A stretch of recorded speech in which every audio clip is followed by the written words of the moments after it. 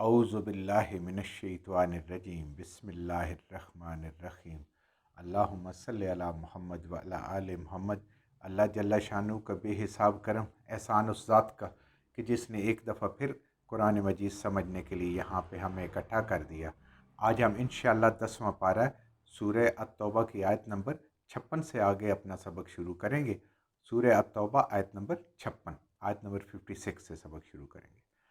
औज़ु बिल्लाहि मिनश्शैतानिर्रजीम बिस्मिल्लाहिर्रहमानिर्रहीम व यअलिफून बिल्लाहि इन्नहुम लमिनकुम वमा हुम मिनकुम वलाकिन्ना हुम कौमुन यफरकून।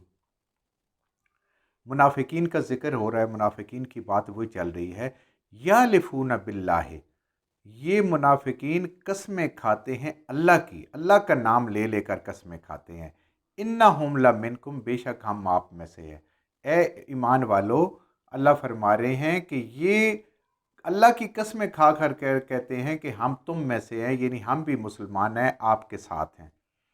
वमा हुम मिनकुम, अल्लाह फरमा रहे हैं ये तुम में से नहीं है, ये ईमान वाले नहीं हैं, ये मोमिन नहीं है। खाली कस्में खाने से, ज़बान से कहने से इंसान ईमान वाला मुसलमान और मोमिन नहीं होता। अमल से साबित करना है। ये अमल से साबित नहीं करते, ये दिल से मानते नहीं इस बात को। वमा हुम मिनकुम, अल्लाह फरमा रहे हैं, अल्लाह का फरमाना है कि वो तुम में से नहीं है, ये ईमान वाले नहीं हैं, ये मुसलमान नहीं हैं। वलाकिन्नहुम कौमुन यफरकून, लेकिन ये वो लोग हैं जो एक मुतफर्रिक कौम है, एक अलग कौम है, एक डरपोक कौम है। दुनिया की सहूलतें, नेमतें, मालो दौलत छीनने का डर है इन्हें। ये डर है कि मुसलमानों को अल्लाह ताला दिन ब दिन तरक्की दिए जा रहे हैं, फतूहात दिए जा रहे हैं, माल गनीमत मिल रहा है, माली हालत इनकी अच्छी हो रही है।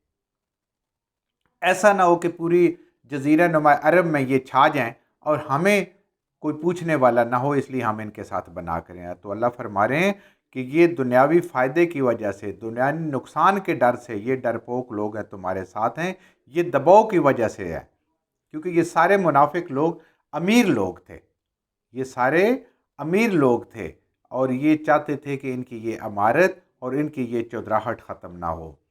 अल्लाह ताला ने इनकी ये अमारत और चौधराहट ही इनके लिए एक इम्तहान बना दिया कि ये दीन में दिल के साथ दीन में नहीं आए। ये मुसलमानों के डर से उनके साथ हैं। अल्लाह इनकी ईमान को मान नहीं रहा। जो भी ईमान अमल नहीं करवाएगा, अल्लाह ताला उस ईमान को सिर्फ ज़बान तक के ईमान को नहीं मानते। आज हमारा मुसलमानों के हालात भी बड़े ही पतले हैं इस मसले में। लो यजिदूना मलजन, अगर इनको कहीं से मिल जाए कोई जाए पनाह, मुसलमानों के अलावा कुफार तो ख़त्म होते जा रहे हैं, नेस्त व नाबूद होते जा रहे हैं, कहीं इनको जाए पनाह मिल जाए। ओ मगारतिन, या कोई गार छुपने के लिए किसी जंगल में भाग जाएं। ओ मुद्दखलन, या कोई और तहखाना छुपने की जगह इनको मिल जाए, कोई तहखाना जिस जगह भी ये दाखिल हो सके। लवल्लो अलैहिम, तो ये भाग के जाएंगे उसकी तरफ। मुसलमानों के अलावा अगर इन्हें कोई जाए पनाह मिले, कोई ऐसी जगह मिल जाए जो मुसलमानों से इनको नजात दिला सके, तो ये इनसे इतनी नफ़रत करते हैं और नबी करीम सल्लल्लाहु अलैहि वसल्लम के ज़ात के साथ भी इन्हें मोहब्बत नहीं है। अल्लाह फरमा रहे हैं कि इनको अगर कोई जाए पनाह दुनिया में मिले, कोई छुपने को गार मिले, कोई तहखाना मिले, किसी दाखिल होने की जगह मिले, तो भाग के जाएं। वहुम यजमहून, और ये सरपट उस जगह दौड़ के जाएं। ये एक मिनट भी इंतज़ार ना करें मुसलमानों का। ये मुसलमानों को भी छोड़ दें, रसूलुल्लाह सल्लल्लाहु अलैहि वसल्लम को भी छोड़ दें, अल्लाह को भी छोड़ दें और कुरान को भी छोड़ दें, और ये भाग के उधर चले जाएं। व मिनहुम, और इनमें से मैं यल मिज़ू का, वो लोग भी हैं। ये मुनाफ़िक़त की निशानियों में से एक निशानी और अल्लाह बता रहे हैं, यल मिज़ू का, जो नबी करीम सल्लल्लाहु अलैहि वसल्लम पे एतराज़ करते हैं, आप पे इल्ज़ाम लगाते हैं, आपको ताने देते हैं, ऐब निकालते हैं। तो नबी करीम सल्लल्लाहु अलैहि वसल्लम की मुबारक ज़ात के बारे में कोई इल्ज़ाम लगाना, कोई ऐब, कोई तान, कोई नुक्स निकालना, ये मुनाफ़िक़त की निशानी है। वो मुनाफ़िकों का ये काम है। इसी नबी करीम सल्लल्लाहु अलैहि वसल्लम की शान بعد از خدا بزرگ تو ہی قصہ مختصر، کہ اس پہ کبھی بھی بحث نہیں کرنی چاہیے۔ نہ ہمارے پاس علم ہے، نہ ہمارے پاس الفاظ ہیں، نہ ہمارے پاس عقل ہے، بس اللہ جانتا ہے شان اپنے حبیب صلی اللہ علیہ وآلہ وسلم کی۔ پھر صدقات، صدقات کے معاملے میں جو زکوٰۃ کا مال آتا ہے، جو مال غنیمت آتا ہے، اس کے بارے میں نبی کریم صلی اللہ علیہ وآلہ وسلم پہ یہ الزامات لگاتے ہیں، یہ کہتے ہیں کہ آپ تقسیم صحیح نہیں کرتے، آپ اپنے لوگوں کو نوازتے ہیں، ہمیں نہیں دیتے۔ یہ دنیا دار لوگ ہیں نا، ان کی نظر ہی مال پہ ہے، انہیں قرآن بھی نظر نہیں آ رہا، نبی کریم صلی اللہ علیہ وسلم کی محبت بھی، اللہ کی محبت بھی، کچھ ان کو کلمہ یاد نہیں ہے۔ یہ اعتراض یہ کرتے ہیں کہ آپ مال تقسیم نہیں کرتے۔ اصل میں بات یہ تھی کہ یہ سارا مال لینا چاہتے ہیں، سب پہ قبضہ کرنا چاہتے ہیں۔ انہوں نے اتنا مال دیکھا تو نبی کریم صلی اللہ علیہ وآلہ وسلم اس کو تقسیم کر رہے ہیں، تو ان کا خیال ہے کہ ہمیں سب سے زیادہ ملے۔ دنیا کا لالچ ہے نا اس کے اندر، جو غنی تھا اس کو سب سے کم ملتا تھا، اس لیے کہ وہ توکل والے لوگ تھے۔ اور دوسری بات ہے، نبی کریم صلی اللہ علیہ وآلہ وسلم کی تقسیم، آپ کا ہر کام اللہ کے حکم کے مطابق تھا۔ تو یہ ان کا اعتراض بالکل ناجائز اعتراض اور بالکل غلط اعتراض تھا، کیونکہ نبی کریم صلی اللہ علیہ وآلہ وسلم اس کی تقسیم کا معاوضہ بھی نہیں لیا کرتے تھے کہ بے شک آپ سارا دن بیٹھیں، ساری رات بیٹھیں، تقسیم کریں، تقسیم کرتے تھے اس کا، کیونکہ نبی کریم صلی اللہ علیہ وسلم آپ کی ذات اور آپ کی آل کے اوپر یہ صدقات، یہ خیرات، یہ سارے زکوٰۃ کا مال یہ حرام ہے، اور آج تک حرام ہے۔ کوئی دنیا کا بندہ یہ اعتراض ہی نہیں کر سکتا نبی کریم صلی اللہ علیہ وآلہ وسلم کی مبارک ذات پہ کہ آپ نے نبوت کسی منفعت کے لیے، دنیا کی منفعت کے لیے کیا۔ کیوں؟ آج بھی نہیں لے سکتے، نہ آپ لے سکتے، نہ اس میں سے استعمال کر سکتے، نہ اس کو بطور معاوضہ لے سکتے تھے، نہ آپ، نہ آپ کی آل میں سے، اہل بیت میں سے، قیامت تک کے لیے۔ فَإِنْ أُوتُوا مِنْهَا رَضُوا، اتنی سے ان کی اوقات ہے، اگر اس میں سے مال غنیمت میں، زکوٰۃ میں سے ان کو دیں تو یہ راضی ہو جاتے ہیں۔ وَإِن لَّمْ يُؤْتُوا مِنْهَا، اگر اس میں سے آپ نہ دیں، آپ نے تقسیم اللہ کے حکم کے مطابق، اپنے جو آپ کی فراست آپ اس کے مطابق کر رہے ہیں، اگر ان کا حصہ نہیں بنتا، آپ نہیں دیتے، اذا ہم یسخطون، تو یہ آپ سے سخت ناراض ہوتے ہیں۔ تب بھی اعتراض کرتے ہیں نا کہ مال دوسروں کو دے دیا، حق ہمارا بنتا تھا۔ ان کی نظر ہی مال پہ ہے، تو یہ الزام لگاتے نبی کریم صلی اللہ علیہ وسلم پر اور ملنے پر خوش ہو جاتے۔ اتنی سی اوقات ہے۔ وَلَوْ أَنَّهُمْ، اور اگر وہ رضو، راضی ہوں، اللہ فرما رہے ہیں کہ کیا ہی اچھا ہو کہ یہ لوگ بھی اور سارے لوگ بھی اس بات پہ راضی ہوں، اس بات پہ خوش ہوں، ما آتاہم اللہ، جو اللہ نے ان کو نعمتیں عطا کی، جو خود انہوں نے کمایا اپنی محنت سے، تجارت کر کے، نوکری کر کے، کسی بھی طریقے سے اللہ نے جو نعمتیں ان کو دی ہوئی ہیں، اگر یہ اس پہ راضی ہو جائیں، کتنے ہی یہ اچھی بات ہو انسان اس پہ راضی ہو جائے، وہ رسول ہو، اور جو اللہ کے رسول صلی اللہ علیہ وآلہ وسلم نے عطا فرمایا ان کو۔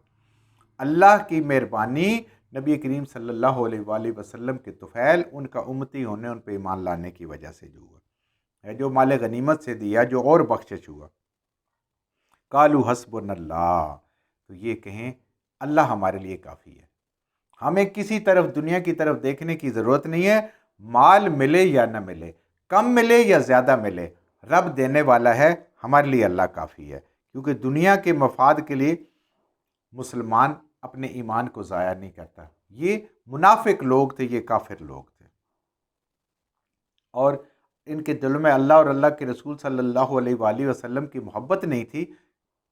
مسلمانوں کے دلوں میں اللہ اور اللہ کے رسول کی محبت تھی، ان کے دلوں میں مال اور دنیا کی محبت تھی۔ تو جو ایمان والے کہتے ہیں حسبنا اللہ، اللہ ہمارے لیے کافی ہے، سیؤتینا اللہ من فضلہ، انشاءاللہ ان قریب اللہ ہمیں عطا کرے گا اپنے فضل سے۔ فضل ہوتا ہے جو حق نہیں بنتا اس کو بھی عطا کرنا، یعنی زائد حق سے بہت زیادہ عطا کرنا، وَرَسُولُهُ، اور اپنے رسول صلی اللہ علیہ وآلہ وسلم کے صدقے سے ہمیں عطا کرے گا۔ اِنَّا إِلَى اللَّهِ راغبون، بے شک ہم اپنے رب پہ نظریں جمائے ہوئے ہیں، ہمیں دنیا سے کچھ نہیں چاہیے، ہمیں صرف رب کی خوشنودی چاہیے، ہم اپنے رب کی طرف راغب ہیں، ہم اپنے رب کی طرف نظریں لگائے بیٹھے ہیں، جو کچھ دے گا وہ دے گا، اور جو وہ دے گا وہ عین اس کی حکمت ہے، اور عین ہماری جو ضرورت ہے یا جتنا ہمیں ملنا چاہیے وہ اس کے مطابق ہوگا. ہمیں اپنے رب پہ پورا یقین ہے. کم پہ بھی راضی، زیادہ پہ بھی راضی، زیادہ پہ بھی شکر، کم پہ بھی صبر. یہ رب کے ساتھ راضی ہونا ہے.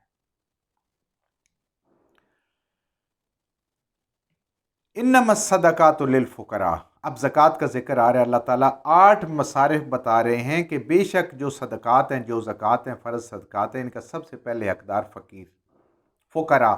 فقراء کون سے ہوتے ہیں؟ جو ضرورت مند ہوتے ہیں، جو اپنی معیشت کے لیے دوسروں کے محتاج ہوتے ہیں. کوئی جسمانی نقص ہوتا ہے، کوئی بڑھاپا آ جاتا ہے، کوئی عارضی طور پہ جیسے سیلاب ہے، زلزلہ ہے، کوئی اور وجہ آ جاتی ہے، یا کوئی بیوہ ہو جاتی ہے عورت، کوئی بچہ یتیم ہو جاتا ہے، کوئی بے روزگار ہو جاتا ہے، ان کے لیے سب سے پہلا حق ہے. فقیر کی بڑی وسیع معنی آتے ہیں. والمساکین، دوسرا حق مسکینوں کا ہے.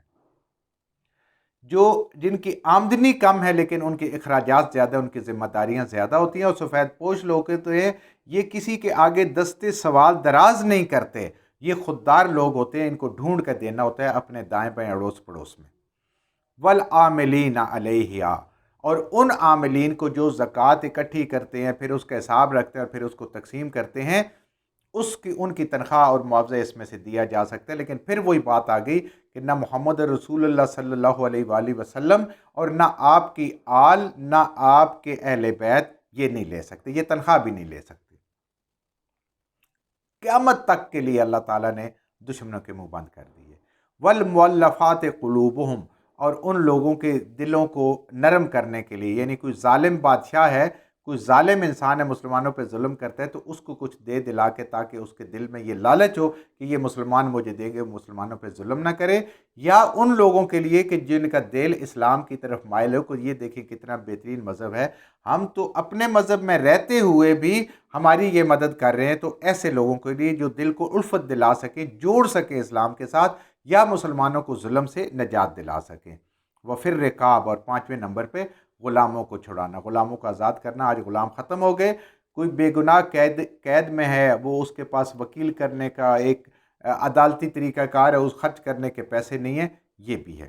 اور والعاملین کا مطلب یہ ہے کہ زکوٰۃ کا سارا نظام اسلامی حکومت کے پاس ہونا چاہیے. یہ کسی انفرادی کے پاس نہیں ہونا چاہیے، یہ سارا اس کے پاس ہونا چاہیے، تاکہ کرتے کرتے زکوٰۃ والے بالکل ختم ہو جائیں، سب دینے والے بن جائیں. والغارمین، اور مقروض لوگ جنہوں نے ضرورت کے لیے قرض لیا ہوا ہے مگر آپ اس کو ادا نہیں کر سکتے. وفی سبیل اللہ، اور دین کے اشاعت کے لیے، دین کی سربلندی کے لیے، جہاد کے لیے، قربانیاں کرنے کے لیے، مدارس کے لیے، مساجد کے لیے، اور ان کے لیے جنہوں نے زندگیاں وقف علماء کے لیے، ان کے لیے. 7واں نمبر وابن السبیل، اور مسافروں کے لیے. مسافر اگر ضرورت مند ہے تو اگر بادشاہ بھی ہے تو اس کو زکوٰۃ لگ سکتی ہے. فریضۃ من اللہ، یہ کسی انسان کا، کسی نبی کا، کسی رسول کا بنایا ہوا قانون نہیں ہے، یہ میرے رب نے فرض کیا ہے، یہ اللہ تعالیٰ کی طرف سے فرض ہوئی چیز ہے. واللہ علیم حکیم، اللہ تعالیٰ سب کچھ جاننے والے ہیں، اور اللہ کے ہر حکم میں حکمت ہے.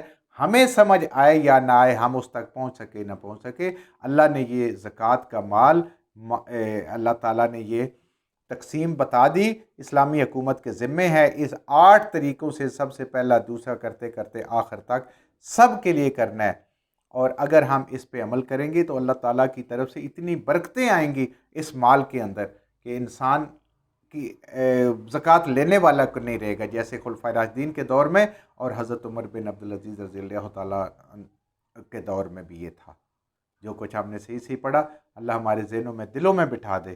جہاں جہاں پڑھتے ہوئے بولتے ہیں ہم سے غلطیاں ہو گئی، اللہ میں معاف فرما دے، اور غلط باتوں کو ہمارے ذہنوں سے، دلوں سے اللہ کی ذات نکال دے.